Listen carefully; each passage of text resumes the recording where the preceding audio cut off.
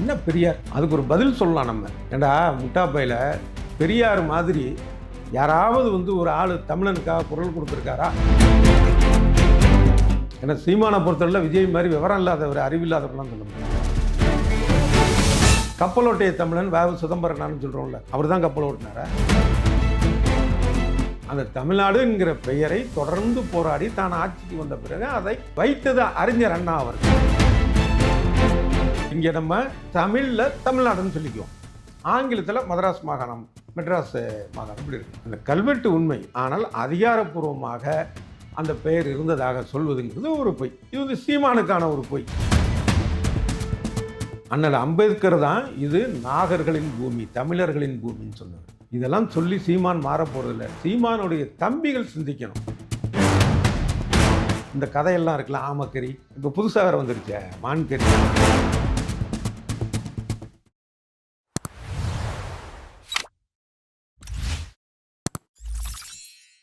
அதாவது ஆர்எஸ்எஸ் அமைப்புடைய ஒரு கூட்டத்தில் சீமான் ரொம்ப உடச்சகரமாக பேசியிருக்கிறார்.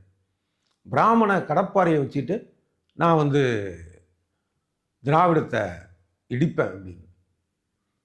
இதில் என்னென்னா தமிழ் தேசியங்கிற பேரில் அவர் பேசிகிட்டு இருக்கிறாரு. என்றைக்குமே திராவிடம் தமிழ் அப்படிங்கிற பிரச்சனை வந்ததே கிடையாது. ஏன்னா தமிழ் வேறு திராவிடம் வேறு இல்லை. இது வரலாற்று ரீதியாக எல்லாரும் நிரூபித்த ஒரு விஷயந்தான். அதே நேரத்தில் ஆரம்பத்திலேருந்து இப்போ வரைக்கும் இருக்கிறது ஆரிய திராவிட பிரச்சனை தான். இந்த ஆரியன்னா அதான் பிராமணர்கள். அவங்க சதவீதம்னா அவங்க ஒவ்வொரு உயர் பதவியிலும் வகிக்கக்கூடிய அந்த பதவியில் எத்தனை பதவியில் வகிக்கிறாங்க அந்த சதவீதம் என்ன, இதெல்லாம் பார்த்து வாய்ப்பு இல்லைங்கிறதுனால தான் ஜஸ்டிஸ் பார்ட்டி தோணுச்சு, நீதி கட்சி ஆச்சு, திராவிடர் கழகம் ஆச்சு, அப்புறம் அடுத்தது திமுக ஆட்சிக்கு இப்படி தொடர்ந்து. ஆனால் இது கூட புரியாமல்லாம் ஒன்றும் இல்லை, தெரிஞ்சா பேசுறது தானே. ஆனால் இதே பெரியாரை பற்றி அவர் அதில் சொல்லியிருக்கிறார். என்ன பெரியார்? அதுக்கு ஒரு பதில் சொல்லலாம் நம்ம. ஏண்டா முட்டாப்பையில் பெரியார் மாதிரி யாராவது ஒரு ஆள் தமிழனுக்காக குரல் கொடுத்துருக்காரா? இதை நான் சொல்லலை, சீமானை ஏற்கனவே பேசின விஷயம். அதனால் இன்றைய சீமானுக்கு பழைய சீமான், ஏன்னா சீமானை பொறுத்தவரை விஜய் மாதிரி விவரம் இல்லாதவர், அறிவில்லாதவர்லாம் சொல்ல மாட்டேன். இருக்குது, ஓரளவு விவரம் தெரியும், கொஞ்சம் கொஞ்சம் தெரியும், இருந்தாலும் மாற்றி பேசுறது அது ஒன்று. அன்னைக்கு பேசின விஷயத்தில் அடுத்து சொல்கிறாரு, பாரதி தமிழ்நாடுன்னு பேர் வச்சுட்டான். அதுக்கு முன்னாடியே இவங்க என்னமோ அண்ணா தான் வச்சாருன்னு சொல்கிறாங்க 1967. என்ன பேச்சு இது? பாரதி தமிழ்நாடுன்னு சொன்னோன்னா அதுக்கு முன்னாடி சிலப்பதிகாரத்திலே தமிழ்நாடுன்னு பேர் இருக்கு. ஆனால் 67 ஆட்சிக்கு வந்தோன்னா அண்ணாவும் எளிதாலாம் வச்சிடலாம். 1957 அந்த எம்எல்ஏக்கள்லாம் வர்றாங்க, திமுக எம்எல்ஏக்கள் ஜெயிச்சு வர்றாங்க. வந்தப்பயே இதுக்கான ஒரு தீர்மானம் கொண்டு வந்தாங்க. அது அப்போ இருந்த காமராஜர் அவர்களால் தோற்கடிக்கப்பட்டது. அதே மாதிரி 1961 சோசியலிச கட்சியை சேர்ந்த எம்எல்ஏ சின்னசாமி தமிழ்நாடுன்னு பேர் வைக்கணும்னு சொல்கிறாரு. அப்போ காமராஜர் சொல்கிறாரு, கொஞ்சம் தள்ளி போடலாம் 1 மாதம் அப்படிங்கிறாரு. அந்த 1 மாதம்னா நாங்கள் புறக்கணிக்கிறோம்னு சொல்லி இவங்க 1 மாதம் நாங்கள் வரமாட்டோங்கிறாங்க திமுக எம்எல்ஏ சட்டமன்றத்துக்கு. மறுபடியும் வர்றப்போ மறுபடியும் தோற்கடிக்கப்படும். அப்போ தான் என்ன பண்ணுறாருன்னா 1967 ஆட்சிக்கு வந்தோடனே இதுக்காக சட்டமன்றத்தில் தீர்மானம் போட்டு 1969 ஜனவரி 14 அரசிதழ் வருது. தமிழ்நாடுன்னு பெயர் அது சிலப்பதிகாரத்துலேருந்து இருந்துட்டு இருக்கான் அப்படின்னு சொல்கிறத தாண்டி சட்ட ரீதியாக யார் கொண்டு வந்து. இதுக்கு ஒரு உதாரணம் ஒன்று சொல்கிறேன். கப்பலோட்டைய தமிழன் வேவு சிதம்பரனான்னு சொல்கிறோம்ல, அவர் தான் கப்பல் ஓட்டினாரா? நம்ம தான் சொல்கிறோம்ல, சேர சோழ பாண்டியர்கள்லாம் கப்பலை ஓட்டினாங்கன்னு. 1000 வருஷம் 2000 வருஷம் மட்டும்லாம் இருந்துச்சு. உண்மைதான். இலக்கியத்தில் இருக்குல்ல, நாவாய், களம், இதெல்லாம் வரதில்ல வார்த்தை. இதெல்லாம் நாவாயின்னு என்ன கப்பல் தான். வெளிநாட்டுக்கு இப்போ எங்கெங்கெல்லாம் போயிட்டு இப்போ ராஜேந்திர சோழன் போய் கடாரம் கொண்டாண்டு வெற்றி பெற்று வரலையா கடற்படையை வச்சு? எல்லாம் உண்மைதான். ஆனால் கப்பலோட்டிய தமிழன்னு யாரை சொல்கிறோம்? வேவு சிதம்பரனால தான் சொல்கிறோம். என்ன காரணம் அப்படின்னா, இந்த ஆங்கிலேயர் ஆட்சியில் அதை எதிர்த்து நம் மக்களுக்காக அவ்வளவு சிரமப்பட்டு தன்னுடைய சொத்து பத்துக்களை இழந்து கப்பலை ஓட்டினார். அதனால தான் அவரை சொல்கிறோம், அவருக்கு முடிந்தவரை சொல்கிறது இல்லை.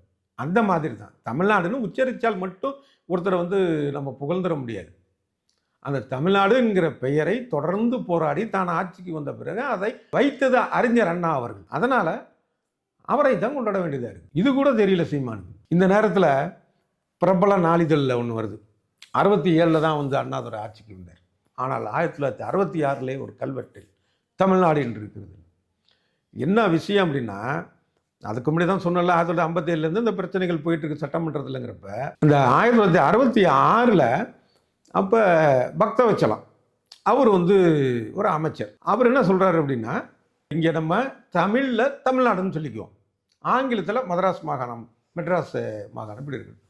வெளி ஸ்டேட்டு நாடுகளையும் மெட்ராஸ் மாகாணம் தான், மெட்ராஸ் ஸ்டேட் இப்படி தான் இருக்கணும். அந்த அடிப்படையில் இங்கே தமிழ்நாட்டில் வைக்கப்பட்ட ஒரு கல்வெட்டு தான் அது. அதாவது அங்கீகரிக்கப்படவில்லை, சும்மா வச்சுக்கப்பா அப்படிங்கிற மாதிரி தான் அது. ஆக அந்த நாளிதழ் வந்த செய்தியும் பொய். அந்த கல்வெட்டு உண்மை, ஆனால் அதிகாரப்பூர்வமாக அந்த பெயர் இருந்ததாக சொல்வதுங்கிறது ஒரு பொய். இது வந்து சீமானுக்கான ஒரு பொய்.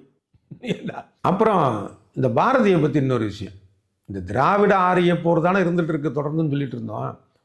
பாரதி வந்து என்ன சொன்னார், இதை தமிழ்நாட்டு பூமி, தமிழ் பூமி இல்லை இந்திய பூமி தான் சொன்னார். அதெல்லாம் ஒன்றும் இல்லை, ஆரிய பூமி அப்படின்னு. அண்ணல் அம்பேத்கர் தான் இது நாகர்களின் பூமி, தமிழர்களின் பூமின்னு சொன்னவர்.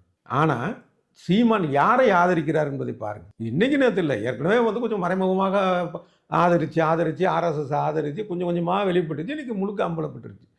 இதெல்லாம் சொல்லி சீமான் மாறப்போகிறதில்ல. சீமானுடைய தம்பிகள் சிந்திக்கணும். ஏன்னா அதில் இருக்கக்கூடிய அந்த கட்சியில் இருக்கக்கூடிய 170 பேர் வேணால் ஆர்வ கோளாறாக இருக்கலாம், கண்ணை மூடிட்டு இதை ஆதரிக்கிறேன். இவங்க சொல்கிற இந்த கதையெல்லாம் இருக்கலாம், ஆமக்கறி, இப்போ புதுசாக வேறு வந்துருச்சே மான்கறி, மான் ஊறுகாய், இதெல்லாம் நம்பலாம். ஆனால் அதில் ஒரு 30% பேர் உண்மையாகவே சமூக அக்கறை கொண்ட இளைஞர்கள். அந்த இளைஞர்களாவது கொஞ்சம் சீர்தூக்கி பார்க்க வேண்டும். சீமானுடைய வார்த்தைகள்லாம் எப்படி இருக்குது, அவருடைய போக்கு எப்படி இருக்குது.